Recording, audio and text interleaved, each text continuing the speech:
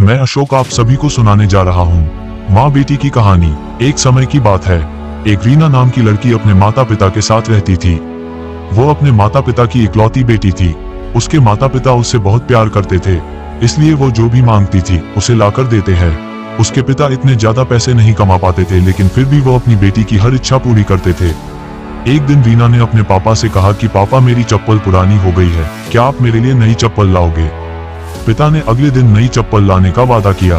पिता अगले दिन नई चप्पल लेकर आए। रीना नई चप्पल देख बहुत खुश हुई और चप्पल पहनकर पूरे दिन मोहल्ले में उछल कूद करती रही। शाम को वो घर आई और चप्पल उतारकर सो गई। अगली सुबह रीना वो चप्पल नहीं पहनती है और अपनी पुरानी चप्पल पहनकर खेलने चली जाती है। मम्मी से कहकर जाती है कि मम्मी मुझे ये चप्पल पसंद नहीं है, मैं अपनी पुरानी चप्पल ही पहनूंगी। उसकी ये बात उसके पापा सुन लेते हैं। इतने में रीना बाहर खेलने भाग जाती है। रीना कहती है कि पापा मैंने ये चप्पल मम्मी के लिए मंगाई थी, क्योंकि उनकी चप्पल टूट सी गई है और वह खर्चे के डर से कभी अपने लिए नई चप्पल नहीं मांगती है। इसलिए मैंने वो चप्पल कल पूरे दिन पहनकर रखी ताकि मम्मी उसे वापस करने का ना बोल सके।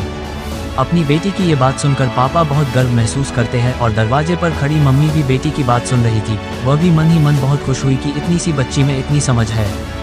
दोनों माता पिता एक दूसरे के सामने देखकर मुस्कुराते हैं और बेटी को प्यार करने लगते हैं। सीख: हमेशा अपने माता पिता की मजबूरी को समझना चाहिए।